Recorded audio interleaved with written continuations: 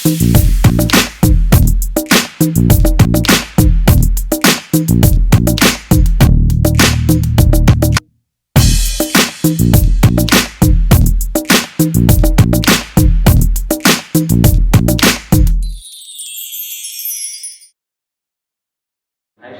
have Wilkinson presenting, and he is a transport economist and author of the Perth Cycle Ring. So today he'll be discussing the economic case for investing in safe bike infrastructure. So without further ado, I'll hand over to Andrew.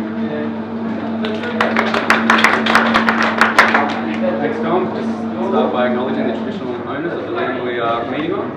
I'd like to thank a range of people, the Charlotte first and foremost, and museum, and the UWA Cycling Club, and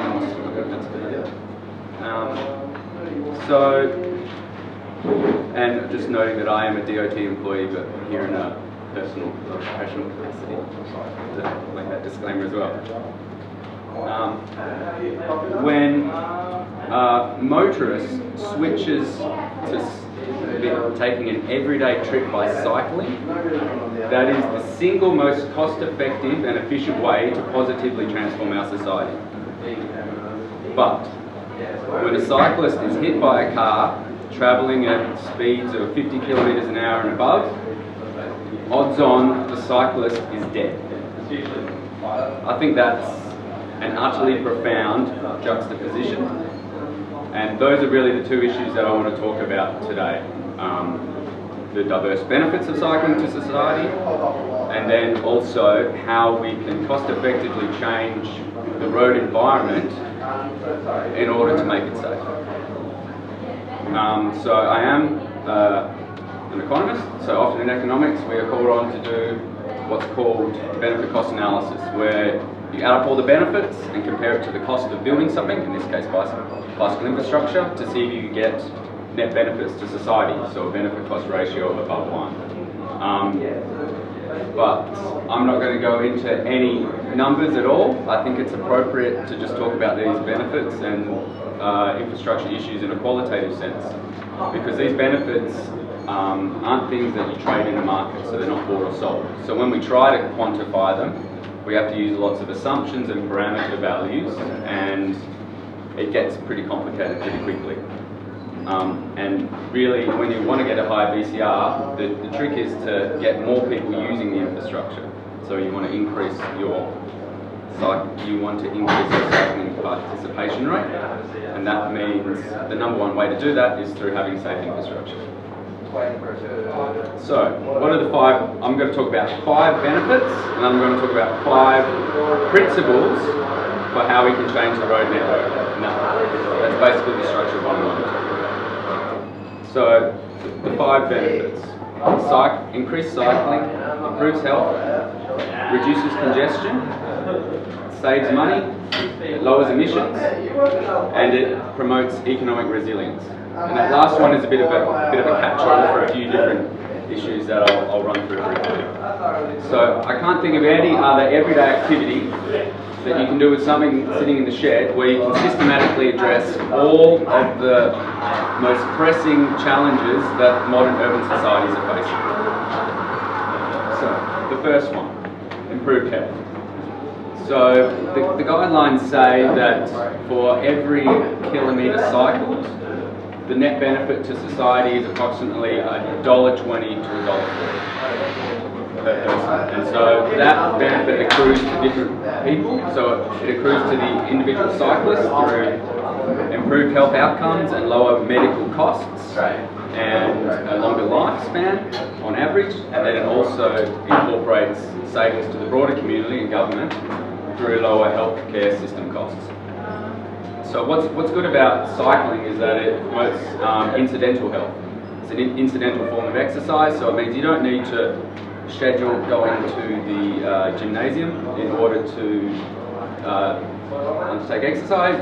You do it as just a part of your everyday activity, getting from A to B. So I'm focusing very much on commuter cycling rather than cycling as a sport or mode of recreation, but there's obviously a lot of overlap. We also know, as well as physical health benefits, that cycling, like other forms of exercise, gives mental health benefits. And that can especially promote better productivity in workers. And you know, it's really interesting now, on the very rare occasions that I am in peak hour traffic as a motorist, it's really stressful. Like, you can avoid a lot of that stress by avoiding the congestion and cycling. So that's really one of the big benefits that we get from improved cycling. One of the second ones is reducing congestion. We know that this is a rising issue with congestion levels in our roads. There's all sorts of projections about the cost of congestion to society. With the recent boom, we've had an influx of an increase in population, which is contributing to those issues. So what cycling does, when you can get a small portion of the motorists out of their cars and onto the bike paths, it's what we call effectively travel demand management. So to use very simplistic economics terms, we have the supply of roads and then we have the demand for roads from its users. So as we have increasing congestion levels, over time our strategy has been to widen the supply, so to build more roads and to widen the existing roads. But what we're finding is that it's increasingly cost prohibitive to continue with that mode of development. So what we know is that the delays from congestion holding everyone up are exponential. So what that means is for every one additional car we get on the road, the delay imposed on all road users increases by more and more. So it has that curve. So the real kicker is when the same relationship happens in reverse. So the first few motorists we get off the road and onto bicycles, all the remaining motorists get a significant benefit. So that NRMA, kind of like the national equivalent of the RAC, predicts that in Sydney, that if you can get rid of just 5% of the peak period motorists, all of the remaining motorists can potentially have average travel speeds increasing by up to 50%. So the best analogy is really during the school holidays. So if you think about it, a small portion of the motorists are parents that are choosing to stay at home and look after their kids. I think a lot of you may notice in your commutes that the roads are a lot quicker. So that we can potentially make it like the school holidays every day just by getting a small portion of the motorists onto bike lanes. So the third one, saving money. So this is a little bit complex. So the most obvious one is that you save on fuel if you don't drive a car. But what we know is that that fuel cost is only a very tiny portion of the overall cost of vehicle ownership. So there's the cost of owning the vehicle, there's the cost of maintaining the vehicle, there's the cost of insuring the vehicle, there's the cost of registering the vehicle. So what we're suggesting, and where the real benefit can be, is if you are a two-car household, if you can go from just to being a one-car household, you can get enormous financial savings beyond just the fuel cost. And we know that if that happens, that your household will not be travelling as far because you only have one car instead of two, but also that you'll therefore have more disposable income left over that you can spend in your local economy. And so building bike lanes doesn't have to be the only thing that can induce a household to give up some of its car ownership. We know that the cumulative impact of stuff like better bus services, Uber, and whatever happens with driverless vehicles cumulatively can potentially be a sufficient incentive to reduce car ownership, because a household will know they have a reliable alternative and a backup instead of taking car travel. So some of the other financial benefits we know, some of the research is showing that when you build a bike lane, the retail turnover on the adjacent commercial property increases.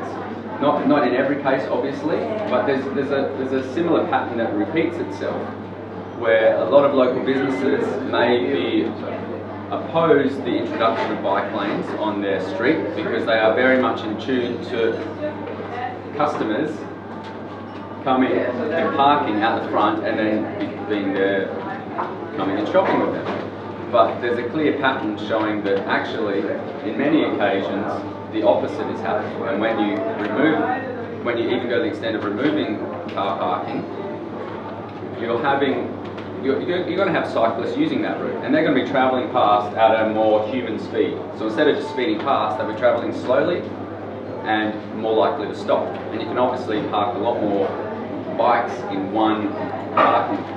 And you can fit, 6 to a dozen bikes in one car parking bay. So you can potentially get more customers coming through.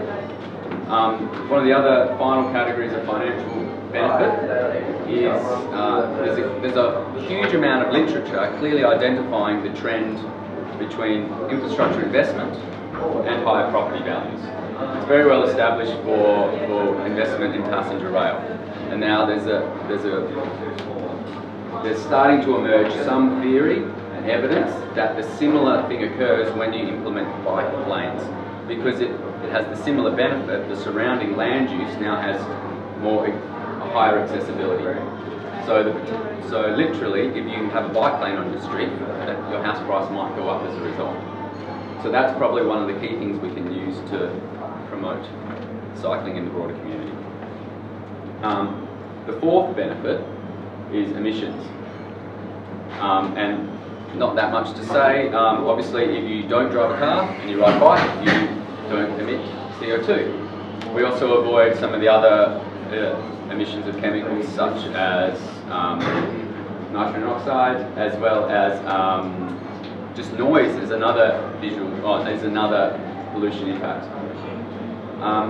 So when we do quantify the benefits of transport projects, emissions is generally quite a small portion of the total benefits of transport projects, and that is it's a lot harder to quantify that now that we've gotten rid of the carbon price. But what we do know is that although when we quantify it, it's a small portion of the total value, for a significant portion of cyclists, it's one of the key motivators pushing them to cycle instead of ride. So you can see there's that divergence between what the benefit cost analysis says and what a lot of people's personal values are. And the fifth category is what I term economic resilience.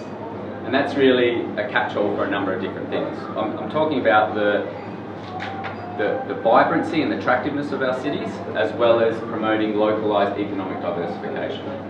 So vibrancy and attractiveness works at different levels. Having a strong cycling culture can attract visitors to your city. It can also, we are also seeing a common model throughout the developed world in rural areas where we're converting old railway lines into bike trails, and it's attracting tourists from wanting to ride along that area. And we have some limited examples obviously with the Mundabidi, but it's taking off in lots of places. But that vibrancy and attractiveness can also apply just as much to attract businesses and workers to a city. So we know that Western economies are no longer competitive in manufacturing industries, so they need to try and get competitive in high technology, value-added industries. And we know that a lot of the workers in these industries are internationally mobile, so that these businesses and workers can choose the cities that they want to live in. And so by having a strong bicycle culture can be one of the selling points to try and attract those businesses and workers, and thereby that economic activity to your city. It can also work at a more local level. If you're a region within a city that wants to attract lots of young new residents, you could also put in bike infrastructure to attract more of those people that want to live in such a neighbourhood. And then, in terms of economic diversification, we can have businesses and social enterprises in bike industries or utilising bikes as part of their core operations. And I think this can be a very valuable tool to helping diversify the local economy and give it greater sustainability and resilience. So just here's this list of existing organisations in Perth. We have Flying Machine. It's a high-end bicycle manufacturer based in Burswood. They sell bikes all around the world. You can buy one made out of carbon fibres. They will get 3D printed titanium for the CSIRO and build your bike out of that. We have Metro Count. You know the company, when you drive down the road and you have those two rubber tubes that's counting the traffic, there's a company based in Fremantle that sells those systems all around the world. And they also sell them specifically for bike lanes.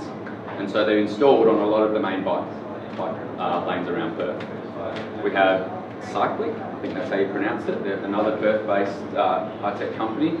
So they're like a GoPro, a mobile camera. They're building it specifically for bike riders. They've already released a Cycling 6, which sits on the back and records backwards, and they're about to release an accompanying Cycling 12, which sits on the front handlebars. So this is very much a product in demand by urban cyclists because it allows them to record their ride and can also be an invaluable source of evidence if there's ever an incident. We also have Steady Rack, which builds like kind of like that, but tipped up and with the wheels touching the wall. It's another Perth-based company. The innovation is that you can securely hang it, but then twist it so it basically it creates better space for you than storing it in the garage or something like that. So these are all globally competitive, Perth-based businesses, often in high-tech industries. We also have a great range of Perth-based social enterprises. So we have Dismantle, which do a lot of training courses with disadvantaged youth, teaching them how to build bicycles. And associated with them is Bike Doctor, which does mobile bike servicing. We have Bikes for Humanity, a Perth chapter of an international organisation that will accept donations of bicycles and fill up a shipping container and then send that off to Africa. And the bikes are sold at a reasonable price, and the shipping container converts into a bike store so that those bikes can be serviced over time, and that new bicycle community that you're promoting can be self-sustaining. We have Atma cycles. If you buy a good quality single-speed bike from a Perth-based social enterprise, for every bike they sell here, they will donate a different type of bike to a poor Indian rural schoolgirl, and giving them access to education. There's another one that I can't remember. So anyway, there's also this whole range of other businesses that aren't explicitly in the bike sector, but use bikes as part of their core operations. So we have Life Cycle that's just setting up in Fremantle. They're going to be collecting the coffee grounds from all of the cafes in Fremantle by bicycle, taking them back to a nearby site and growing oyster mushrooms. We have Green World Revolution just on the outskirts of the Perth CBD. They've set up a small urban farm and they will deliver the produce to a range of CBD restaurants. We have some guys that are actually converting old exercise bikes to generate power at public movie screenings. So that's a pretty impressive list of organisations in bike industries or using bikes just in Perth. So I guess my main message is saying, imagine if Perth had a more mainstream cycling culture. Imagine how many more businesses that could be supported through having more people riding around. So those are what I classify as the 5 key benefits of increased cycling.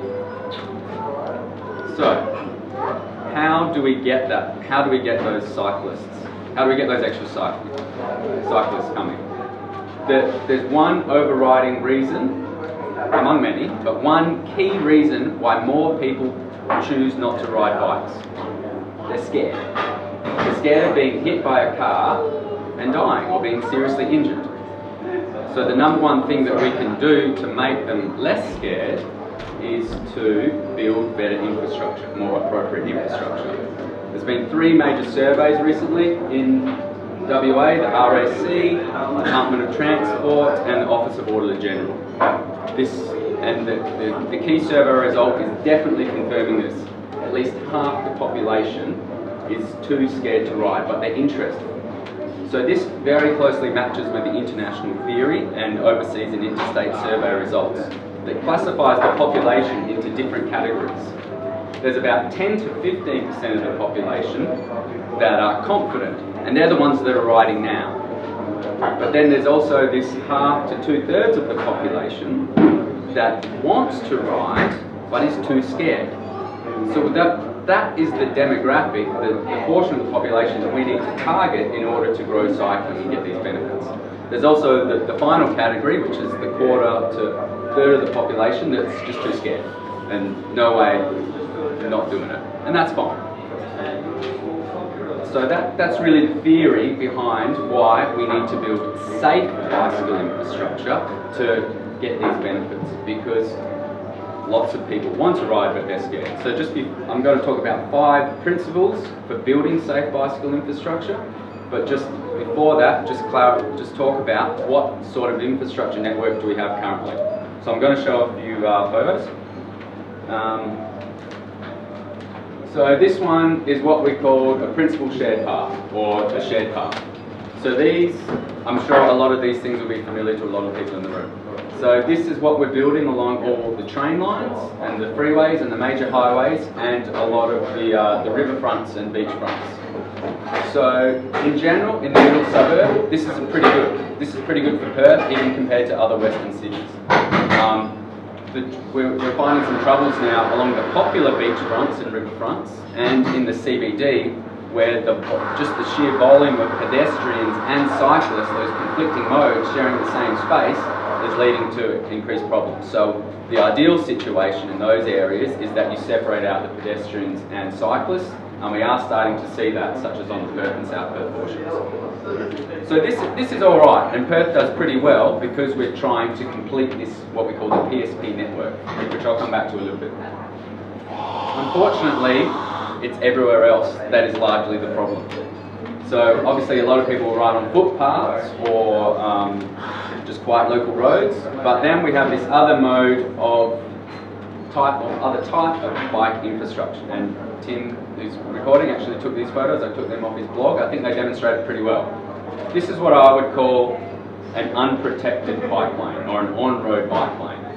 And we know that 50 to 65% of the population, a lot of them will be too scared to ride in that location just there. And this is why. You're vulnerable to the moving traffic, and you're also vulnerable to the parked cars opening doors.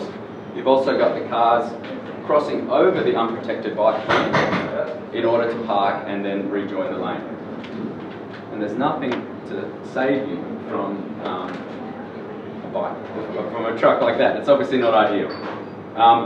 And so what that leads to is something that I'm sure a lot of you have seen. If you have male cyclists are generally dominant in urban environments because they're considered to be more confident.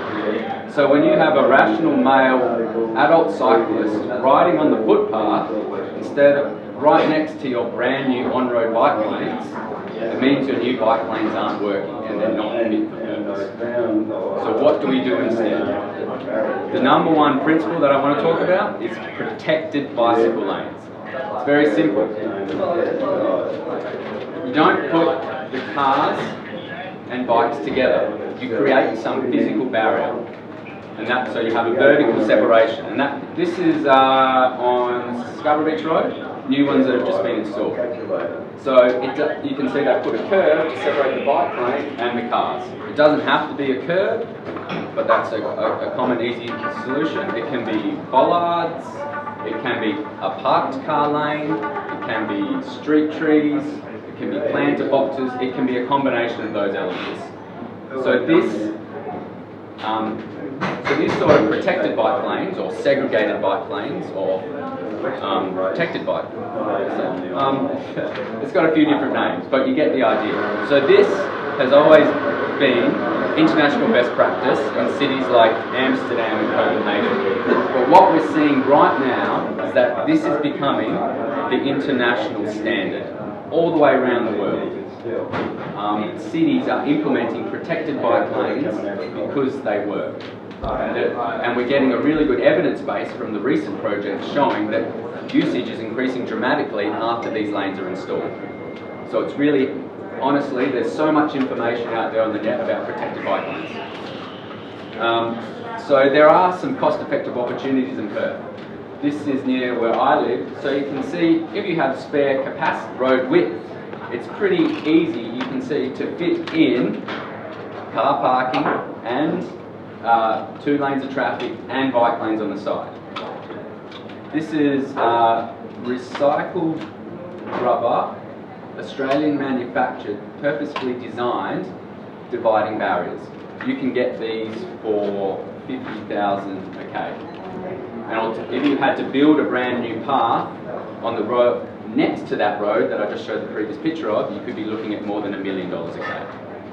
I don't think the ratio is quite that dramatic, but you can see that there are cost-effective ways to implement protected bike lanes if you have spare lane width.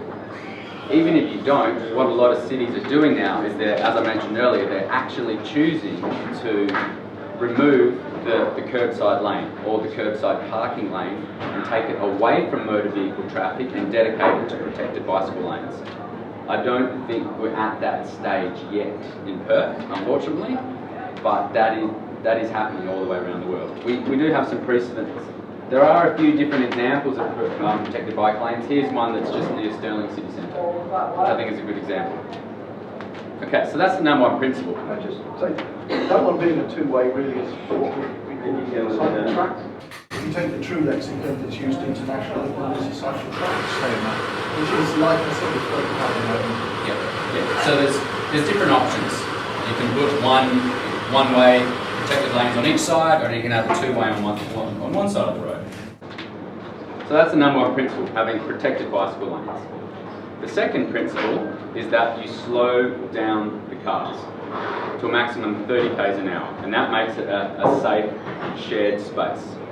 Often this can be a cost-effective alternative on quiet local parallel streets.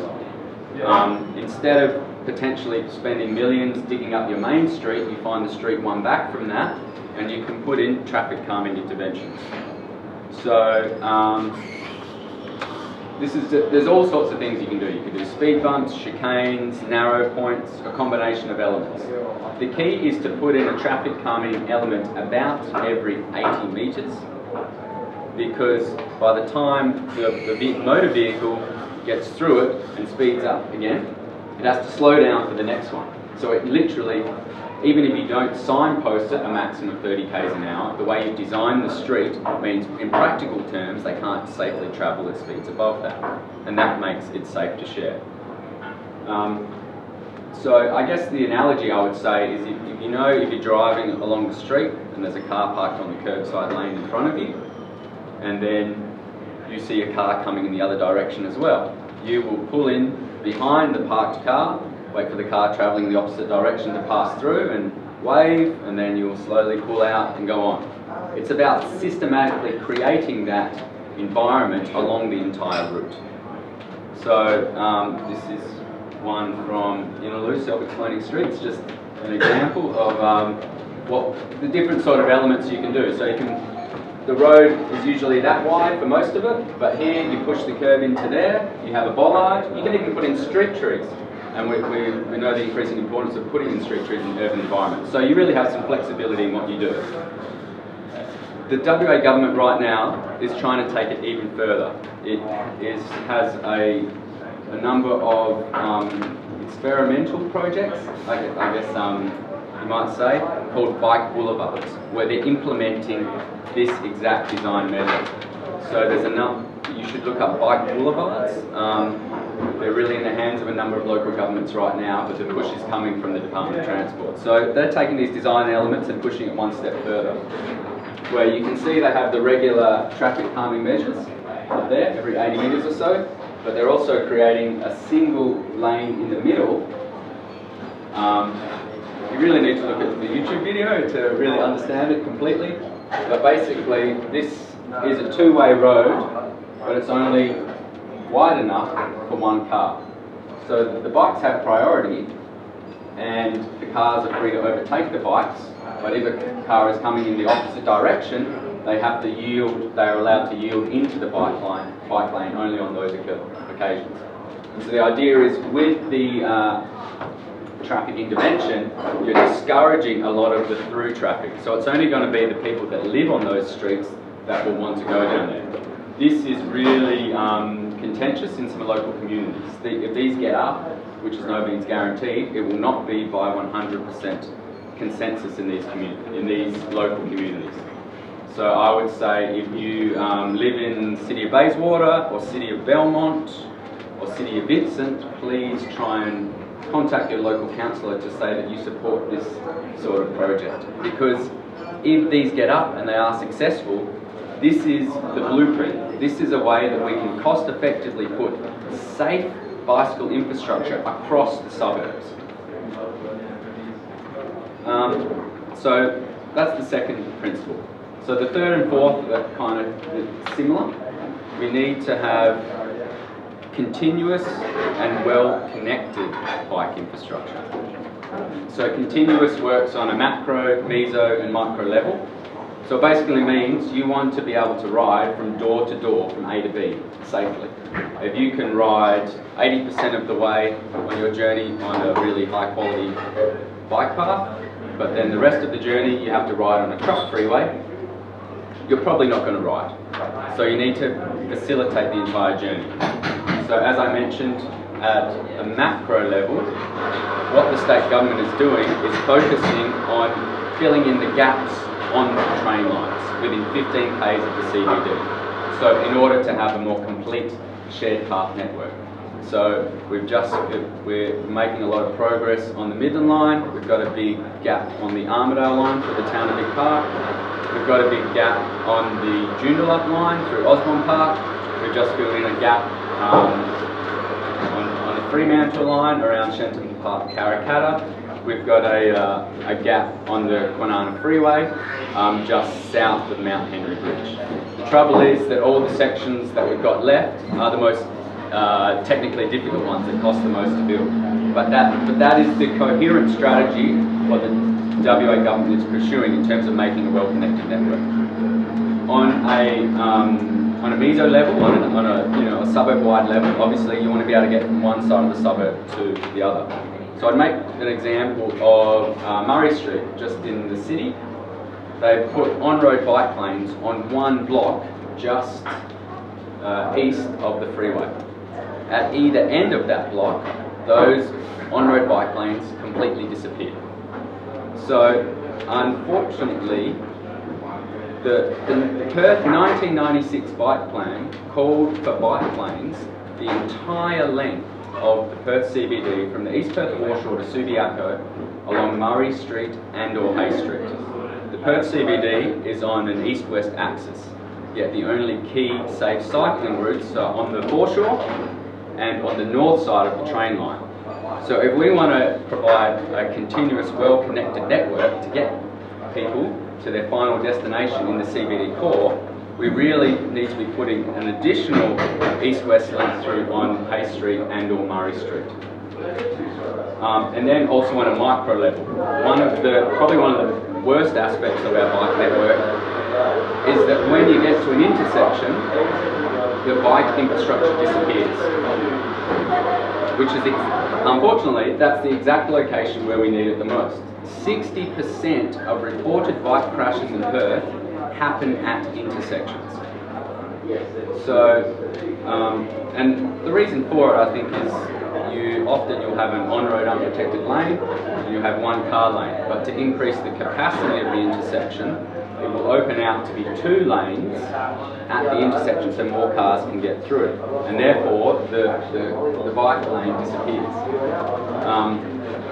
I probably won't talk about the road engineering profession. I was going to say something about it, but obviously that's something that needs to change.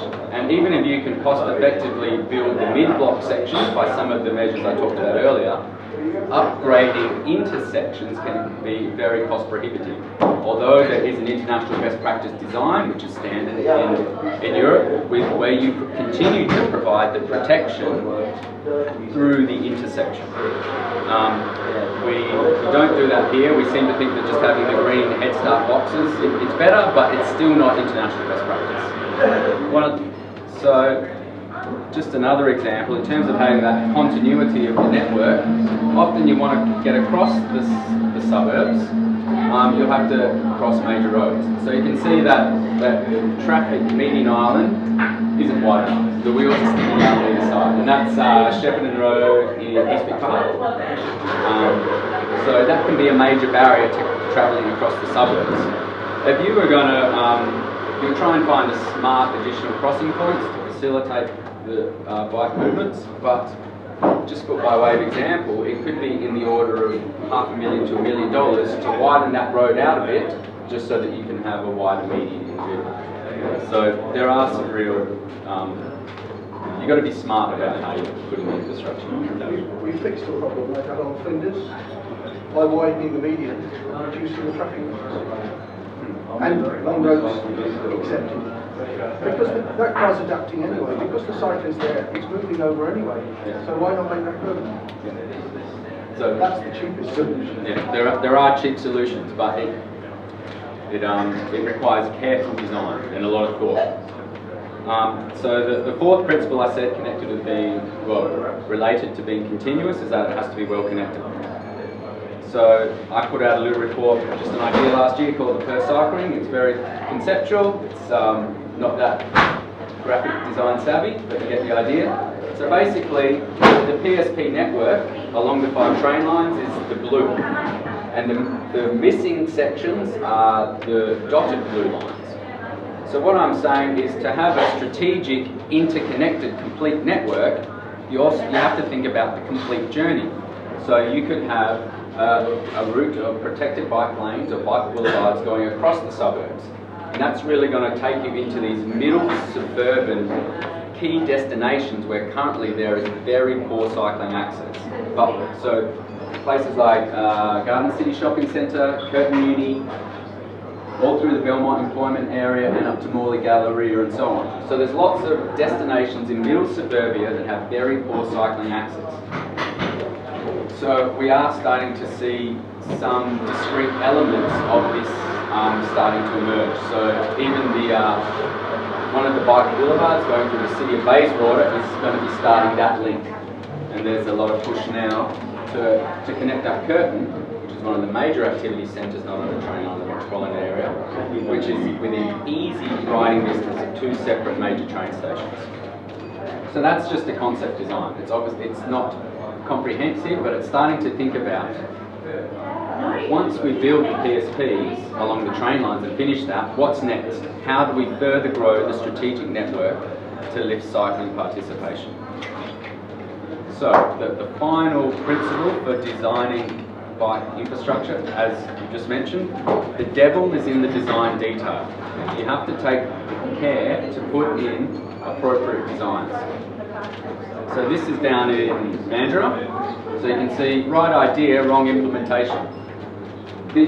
My understanding is that these were removed because this is incredibly dangerous to cyclists and motorcyclists if they hit the dividing barrier because it's set up at the angle. Similarly, there are armadillos which are just out on Barrack Street. There's a little bit of contention with armadillos as a form of separation for a similar reason. Other things. So this is just near me. So you can see they've spent hundreds of thousands of dollars putting in new on-road bike lanes, but then they've still allowed car parking, as the signage indicates. So they've literally not stipulated this as a bike lane. They've said residents can continue to park there, and they still do. So it renders the lane largely useless. Where is that? That's in Bishopsgate in Carlisle. So there's lots of these examples. I'll give you just a couple more. On Bulwer Street, the City of Vincent is doing a lot of good stuff. the next protected bike lanes they're going to put on are on Bulwer Street. But it's going to be protected for most of the way, but then for a small portion of the way, my understanding is the design will, protected bike lanes will stop, and they'll put on-road parking in, which will damage the continuity and therefore the attractiveness of it. And that was there's probably also examples interstate where Adelaide and Melbourne have put in, they've spent the money, they've put in the CBD core, they've put protected bicycle lanes in the last 1 to 2 years, and they're already talking about making modifications. Because these are complex environments where even though they're in a protected bike lane, the external environment is still very complex. So you have lots of driveways, you have intersections, you have parking cars, you have taxis stopping, you have pedestrians walking across the lane. You might have a hill just before the intersection. So a combination of all those elements mean that they're still finding crashes are occurring on those protected bike lanes. Although in some of the other evidence from elsewhere is showing a reduction in crashes. So again, the devil is in the design detail. So just to finish off, there's a report that I wanted to just read out some brief comments by. Development of exclusive routes for cyclists can eliminate conflicts between cyclists and motor transport. In urban conditions, the bike is as quick for short journeys as other forms of transport. Cycling is stated as perfect exercise and has status as a public health measure. Cycling produces an additional alternative means of transport. Cycling needs no fuel, gives off fuel. It is dangerous for cyclists, especially young children, to venture out on busy roads. Parents prevent their children from riding bicycles. The safety aspect of exclusive routes for cyclists should be promoted. Cycleways should lead to activity centres as much as possible, including local employment centres and traffic interchanges. This same report has a few cross-sections and concept designs for, this is still international best practice today. Protected bike lane, and even how you treat intersections. All those quotes and these drawings are from the Cycleways for Perth report from 1975. So what's significant about this moment is that this is the exact moment when the Netherlands started to build its international best practice bike network. So obviously we have, our cities have been on very divergent paths since that point in time. So basically everything I have just said we've known for 40 years already. But despite all that, you have to be optimistic when you're a bicycle advocate. I think the experience that has happened elsewhere is that for a long time you struggle and you push and you struggle and you advocate and you don't get very far, but then in a very short space of time you can find a political champion and things can change very quickly. I think that, and I am optimistic that, and that's purely because the strength of the argument for promoting cycling is so robust. So that is why I think cyclists, all of us, will win our legitimate safe place on the road. So, thank you. That's everything.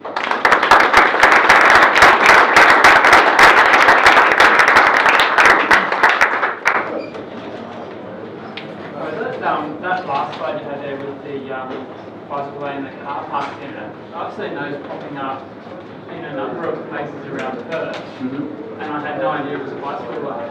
So it doesn't have a little logo in it. I just thought it was part of street for different Which road? The last one on Bishop Street. Yeah. That one. Yeah,